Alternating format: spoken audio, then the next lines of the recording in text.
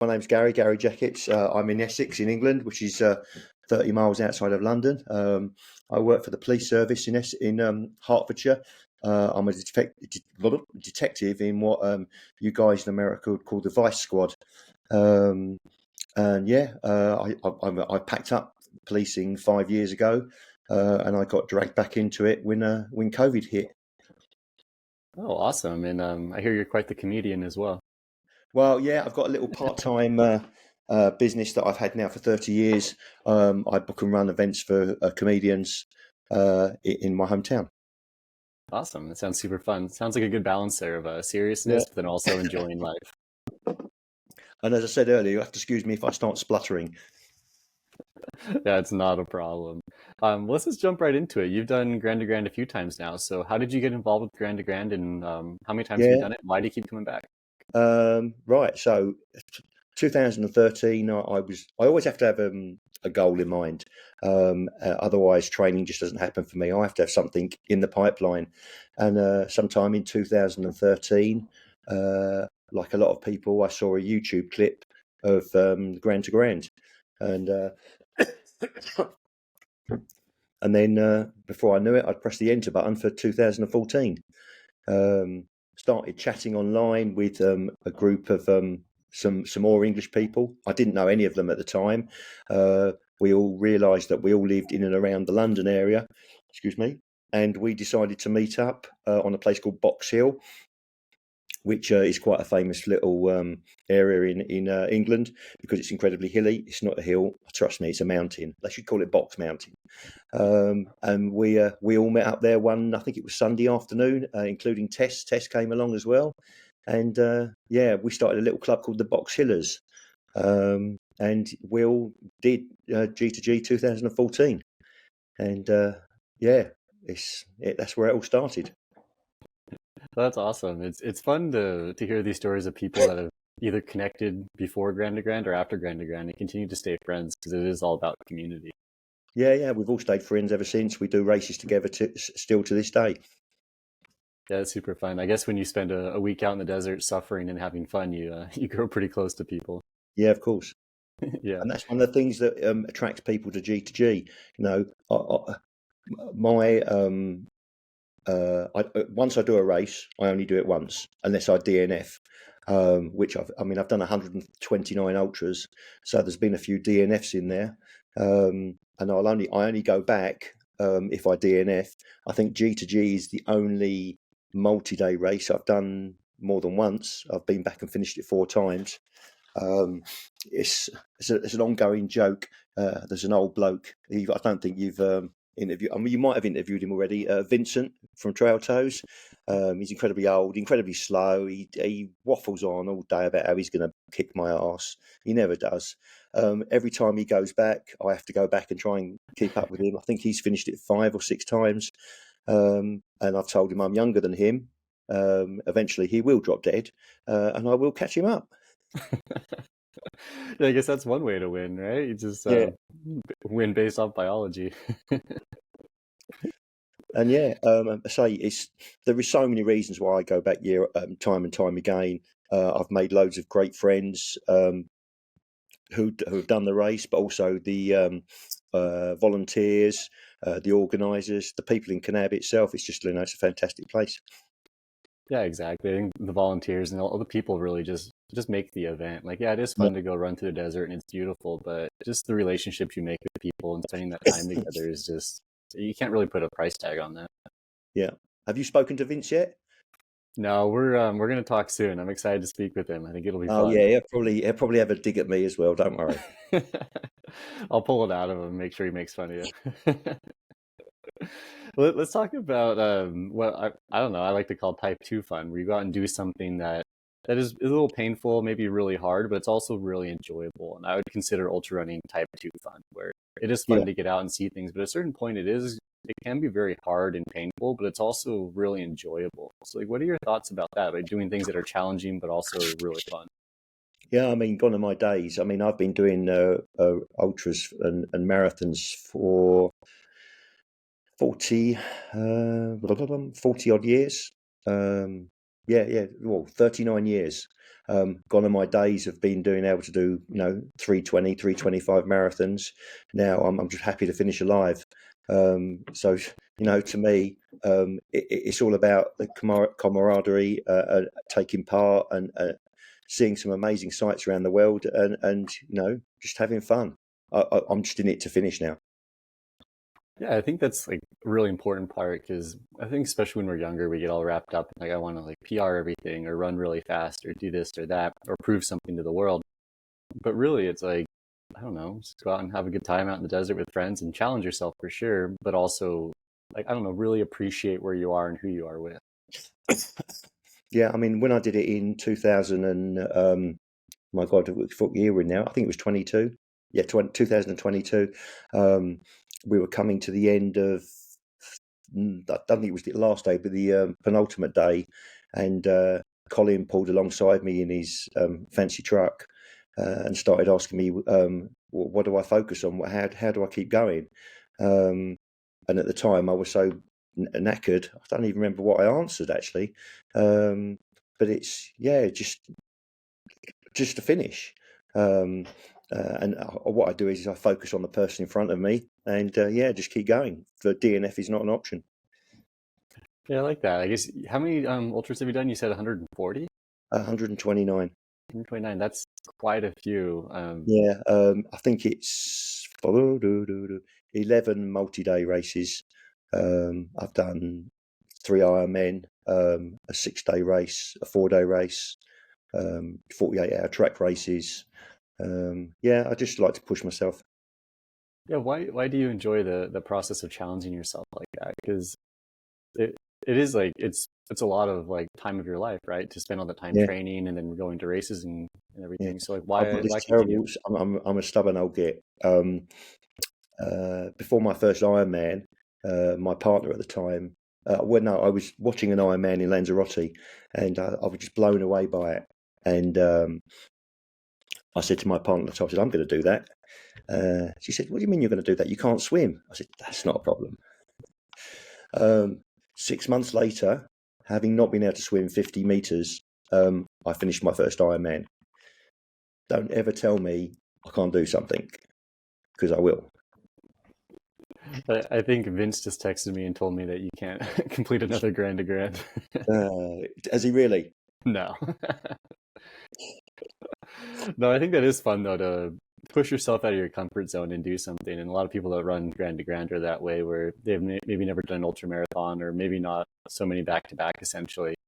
Mm. And it's fun to challenge yourself because you learn a lot about yourself personally, but then also other people and just how the world works. And it's really motivating. G2G is doable. Anyone can do it. I don't care what they say. If you can run a marathon or a half marathon, if you prepare properly, and G2G is all that knowledge. It's as people say, it's 90% mental and 10% mental. It's not about running. It's when I did my first one, I must have annoyed the hell out. Not for my first G2G, but my first multi-day ultra in the desert, which was in Morocco. I must have annoyed the hell out of everyone because I must have asked 1,000 questions, because you just don't. If you've never done it before, where do you start? You just don't know. Yeah, that's very true. And it's so different than, say, running like a road marathon or something where it's relatively catered, where there's aid stations the whole time. You're in a very controlled environment. There's no traffic. Everything's just kind of laid out for you. But at Grand to Grand, especially with the self-supported, it's you get to plan all those things out, plan your nutrition for the week and your foot care and skin care and sleeping and all these different things. And they, there is a lot of information and a lot of planning and testing and training. Yeah, yeah. And it is. It's just prep, prep, prep.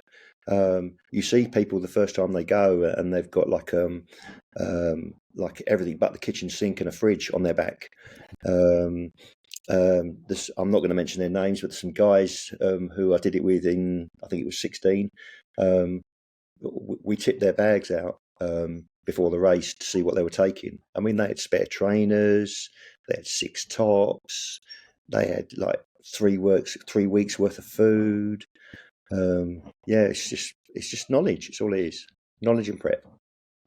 Yeah, I feel like, I mean, we talked about this in other podcasts previously, but the whole like kind of testing your gear out in training can make a big difference. And Yeah. kind of learning to be okay with being a little dirty because obviously during grind to grind, you're not taking showers and it's a dusty, dry, like, hot environment. You kind of have to learn to be okay being a little grungy and a little dirty. And that's part of the fun, in my opinion, is you can go out Mm. and just kind of live naturally for a week and not have to worry about how bad you smell. Yeah, I get that. I mean, some people just can't do that. They have to have a hotel and a shower at the end of every night. That's there's nothing wrong with that. But if you want to do G2G, that's not going to happen.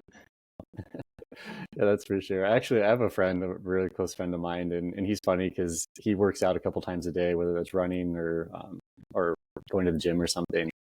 And he always tells me, he's like, yeah, I like to shower multiple times a day because he likes to feel clean. Then he'll go out and do multiple day running events, and I'm like, how do you balance that of showering multiple times a day in normal life, and then you go out in these multi-day events and you don't shower for 3 or 4 days? Yeah, it's crazy.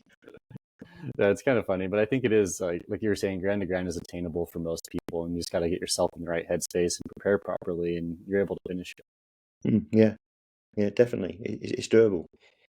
Yeah, for sure. So let's talk about training because with all the ultras that you've done, the multi-day races and Ironmans and stuff, it's a lot of time training, a lot of time out on the pavement or out on the trails doing things. And so how do you, I don't know, not get burned out? Because a lot of people, I think, take training very seriously, which can be good, but it can also be really bad because if you're just very serious about your training, it's like it stops being fun and it's almost like another chore, another thing on your to-do list. So how do you Yeah, keep it yeah, fun and definitely. enjoyable? Yeah, I mean, I've been through that stage when I was doing marathons at a decent pace. It was literally 6 days a week, sometimes twice a day. Um, Now, because of my job, uh, that's never going to happen. Some days I can go to work at 6 a.m. And think, yeah, today I'm going to finish at 3 p.m. And I've got my gym kit in the car and I'm going to go for a run on the treadmill at work. 16 hours later, I'm still at work sitting at my desk because we've got a prisoner. Um, you know, even 24-hour shifts. And so, my training is horrific at sometimes. Um, and it's very, very difficult for me to plan. And now it's a case of quality rather than quantity. I just try and make sure that I do one long run a week. And if I don't train at all for the rest of the week, so be it. Um, you know, once you get to 59, 60, the body can't take 16-hour days at work and training. Yeah, that is something I think is just realistic about training for these bigger events is like most of us have like a real job. Like we're not getting paid to go out and run. So it's like, Mm, how do we find that work-life balance and also go out and, I don't know, go do a race? Because it's a yeah. lot of time and effort and everything. And if we push too many things aside and only focus on running, that balance kind of goes away. The funny thing is though, I can do a 16-hour shift at work and still be fine and dandy. And some of the youngsters are sitting there blowing out their backsides, moaning that they've done a 10-hour shift and they're tired. And I'm looking at them thinking, well, I ran a marathon yesterday and I'm at work today and I'm doing 16 hours. Sorry, what? Yeah, you definitely have kind of showing the young bucks what's up. Yeah.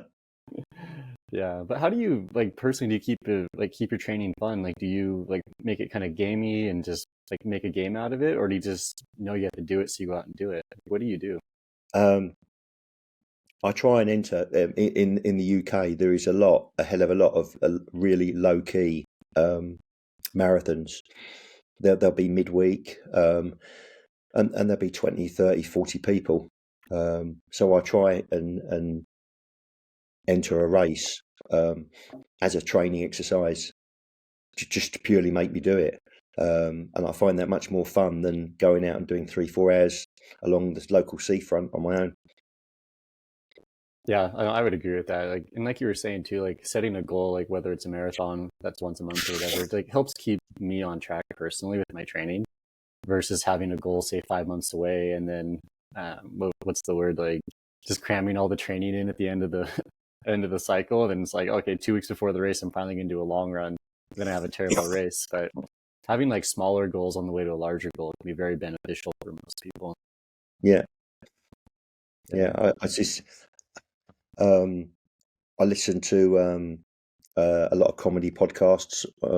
in my ears, and to be quite honest, it's the only time I get to actually sit and run and listen to them. So that keeps me occupied. Yeah, I do that a lot too, especially just on long days where a lot of people listen to music and it's like, yeah, it's fun for a minute, but like a good long podcast, whether it's funny, educational, or whatever, can be a good way to like break up the time because I think at a certain point, it's like when you're out there for 4 or 5 hours or whatever, that's a lot of time to be outside and just listening to music the entire time. Like, can get very monotonous. But like either maybe even having a friend there or something with you too can be fun. You can just chat about stuff in miles, and time really goes by fast. Yeah, I mean, up until 3 years ago, I had a dog that was just a great runner, and he used to come with me. He'd quite easily plod along for 20 miles, and that made it fun. Sometimes though I even found myself talking to him as if he was a human, which I think is just a bit crazy. You say that's crazy, but I would say running ultra marathons is a little crazy too. Yeah, true. Especially multi-day stage races. No, the other day my brother's girlfriend actually texted me and she wanted to get into trail running, and I think she was a little nervous about it Hmm. because she just kind of follows like road running where it's very competitive and serious all the time, where people are going to go out and run like say Boston Marathon or London Marathon or whatever, like they're very serious about their training and track their numbers, and it's like go run fast, it seems like all the time. But I think what I told her about trail running is like go out there and just have a good time. Like she lives in Las Vegas and it's a city, but there are trails and mountains nearby. And I told her just to go out and like maybe run for a couple minutes and hike and look at things and just like run a little bit again, like whatever, just go out there and have a good time. And that's the Hmm. most important part, especially when you're starting out, is to make sure you actually enjoy it. And like I think a lot of people get turned off on running because they just go and like I go hammer on the treadmill or I go out and run the roads, and like those things aren't that enjoyable in my opinion. But No. actually going outside and seeing things and just enjoying the time out there versus worrying about the mileage or the time on your watch is the most important thing. Yeah, I mean, I'm lucky in that behind our house, the next block down, we've got a very large forest, so I can go there, and then I can go half a mile the other way, and I'm on the local seafront. So I've got two good running routes. It is pretty fun. It sounds like you have some variety there. Like one day you want to just go run on the beach and look at the ocean Yeah, or hear the ocean, you can, or you can go out in the forest and do your thing. yeah, exactly.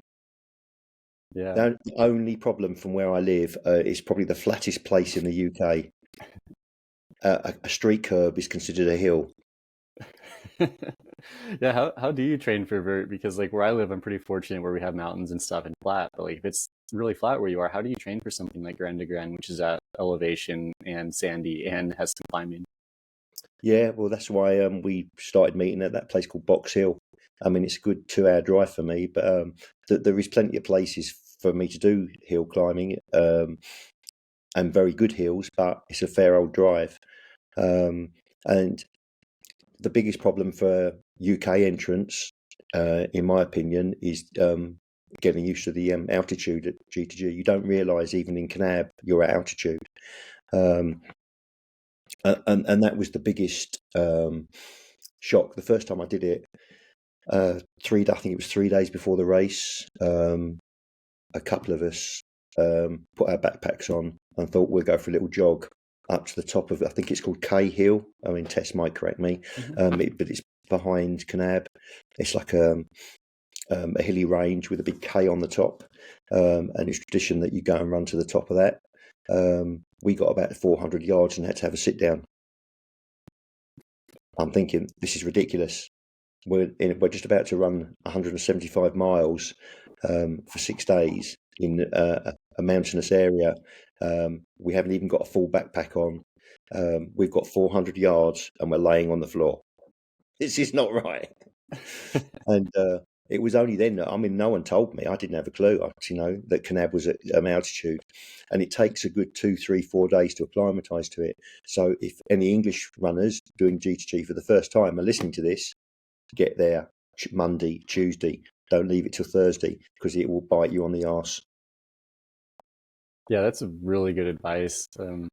Like at Kanab is what 4,000 feet, which is what maybe 1,500 meters or something. Yeah, And when you're living at sea level, like that's a big difference. And then plus like the final stages of Grand de Grand are up a lot higher as well. yeah, yeah. Yeah, no, that's the biggest advice I can give any UK runners.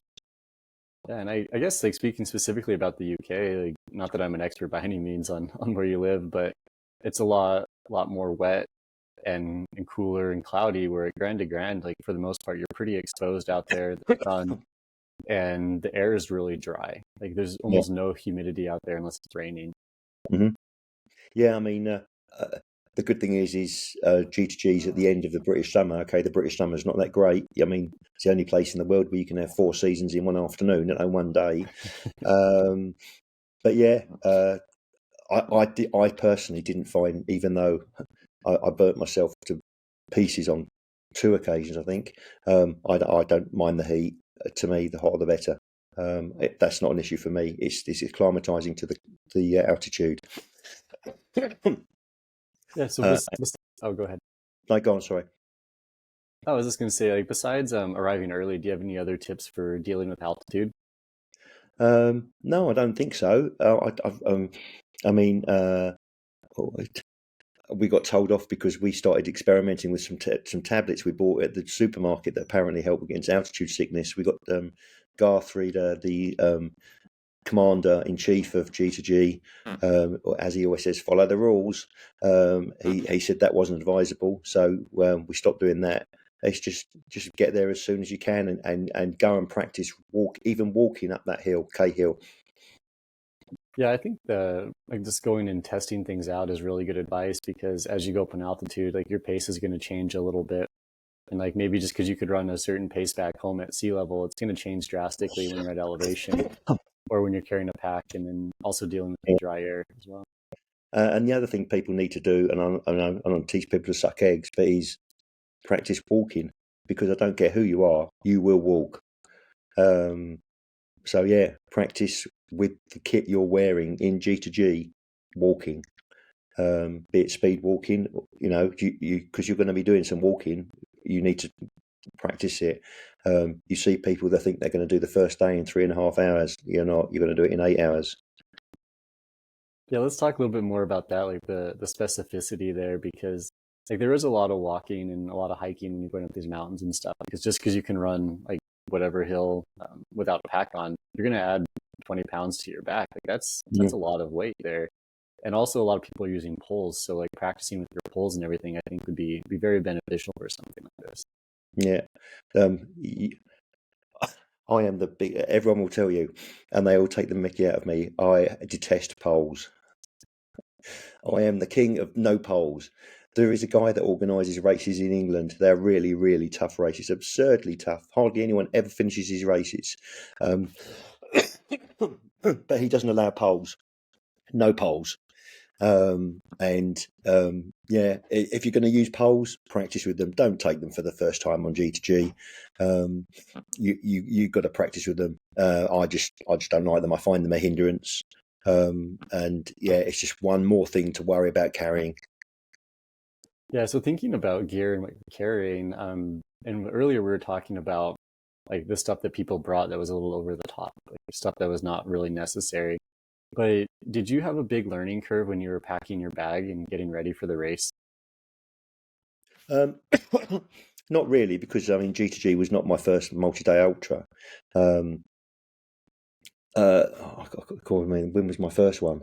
1996. So, and in those days, you didn't have to enter a year in advance. You used to enter about a week before the race and just turn up, and you'd be there with 30 other people. I can't remember that far back. Um, yeah, it's just wherever you can. Say it's all about whatever weight you've got on your back is going to bite you on the bum. So just keep the weight down. Even if it's, I mean, some people go to extreme. They start cutting corners off of packets, cutting things in half. I don't go to that extreme, but yeah, just try and take as little as possible, um, because all that weight is on your back, and the first couple of days it's tough because it's bloody heavy. Yeah, I think at a certain point there's a lot of diminishing returns, and we've spoken about this on prior shows. But like for example, you could bring a very heavy sleeping bag. You might be really warm at night and very comfortable, but having to haul that around every day for a week is not the most enjoyable thing you can do out there.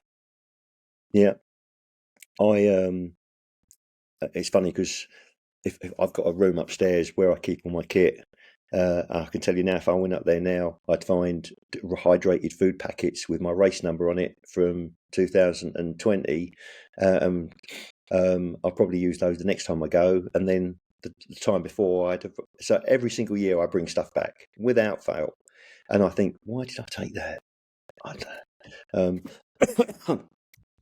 I've done a lot of experimenting with my food, which again, that is a massive thing for some people. I'm quite lucky in that I've got a strong stomach and I can eat most things, and I don't find food an issue. But to some people, that's really important. And again, don't practice with your food at G2G. Do it beforehand.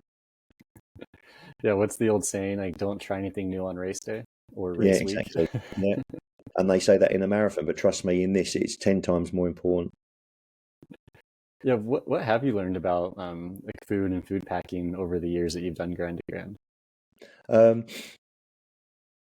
I've got a really sweet tooth, so I take loads of little things to add to meals. So I'll take Idaho packet mash, and I'll add tomato ketchup sachets to it from McDonald's, or bacon bits, or beef jerky,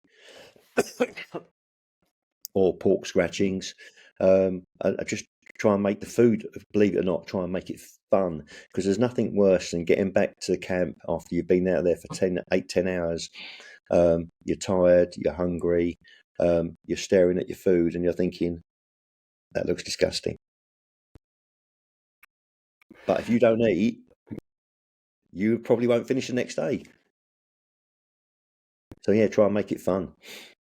Yeah, I think if that's any takeaway people get from us talking right now, is that just make it fun, like make it enjoyable, because that's what it should be. And like, it shouldn't just be like you go out to the desert to suffer for a week.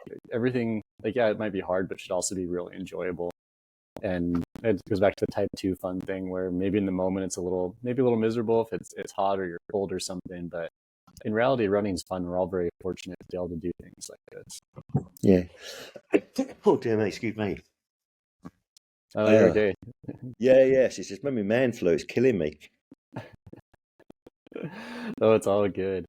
I think the nutrition aspect is something that people should play with a lot in their training, like you were saying. And like, maybe, like, I don't know, when you're at home, like, maybe don't do this all the time, but do a dinner of, like, say what you might do on race day or race week, for example. Like you were saying, like, practice playing with the mashed potatoes and adding bacon bits and other things to them, and find out what you like and find the proper ratios, and then see how that affects you that night and the next day. Yeah. Or eat a meal, one of those meals after a long run. Yeah, that's really good advice, to see how your body's going to react to that and how you recover for the next day. Yeah, definitely. Yeah. I mean, at the end of the day, your body's an engine. It needs fuel, and if you don't eat when you get back to camp, it probably won't start the next day. Exactly. You got to give your body the right fuel, otherwise you're not gonna accomplish it. And like, it may seem like a trivial thing to some people, but when you're out there just relying on your body to move for a week, you got to fuel it properly. And whether that's recovery at night or energy during the day, you got to kind of look at all the bases here. I mean, it's okay for these extreme runners, elite runners that are doing the race in 20 hours, 23 hours. You know, us poor sods, we're out there for 40, 50 hours. And it needs fuel. Exactly. And like, at a certain point, I think, like with marathon running or even ultras in general, a lot of people just do a lot of sugar and gels and drink mix and stuff. But when you're out there for a week, you got to have real food on your body. You can't just be eating sugar for the week. Yeah, of course. Yeah. So let's as we kind of wrap up here, what do you have going on for 2024? Like, what are your goals for this year besides not being sick anymore? Yeah, well, I've done I did a little ultra already last week, hence why I've got this cold. I do a lot of running with, going back to 2014. One of the people I met in 2014 was a chap called Brett, who I've stayed good friends with, and he's my training partner when he can be bothered to get off his arse. And he's adamant that he wanted us to do Badwater Salton Sea, We entered a couple of years ago, but he was injured, so we had to pull out. We're down to do it again this year, and that's in April. And then again, good old work's causing me a few problems, so I'm going to try and do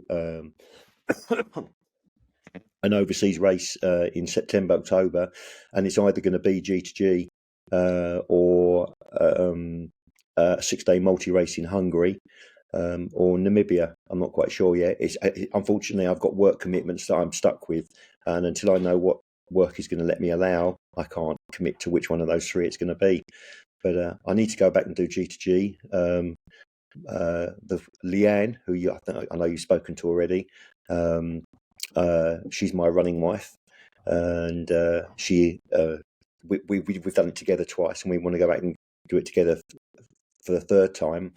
Because the race coincides with my 60th birthday, and they're actually going back to 2014. I did it in 14 because it was my 50th birthday and my 100th ultra. So I'm being put under pressure to go back and do G2G this year, just to annoy Vince and keep Leanne company and celebrate my 60th. So it's up in the air at the moment. We'll see. Those all sound like really good reasons to come out to Kanab this September. Yeah. Maybe we'll even make you a little birthday cake. It's when you get to my age, it's I'm not going to lie, it's getting harder now. It's not so much doing the races, it's the training and the recovery. It hurts. Yeah, no, that's understandable, but you're still getting out there and doing it, and I think that's really respectable. Yeah, cool. Any thoughts on you doing it? I've thought about it. I've spoken with Colin a few times about it, and maybe one year I will. I want to get Colin out there as well. Should we challenge Colin publicly right now on the podcast to do it? Put his megaphone down and his stupid cowboy hat, and he can come and lay and roll around in cactus. I kid you not, right? Every single time, I'm convinced he puts cactuses under my tent. I'm not gonna throw anyone under the bus here, but I've heard that too. He's out to get you. He can try. No, I guess that is one of the aspects of just stage racing and stuff. Is you're sleeping out in the desert and under your tent at night, you're probably gonna have some sort of pokey things. You got to kind of figure that out, whether it's intentional or not by Colin. Yeah, well, it's no coincidence that every single year there seems to be rocks, boulders, cactus, scorpions, spiders, lizards under my tent. I'd say that's a blessing. Oh dear. All right, Gary. We'll wrap it up here. Let you get some sleep and stuff, and hopefully you get over your cold soon. Yeah. Then good to speak, and I'll see you at the start line. Yeah, we'll see you in September. That's a promise. Yeah, look forward to it. All right, Gary. We'll talk soon. Thanks again. No worries.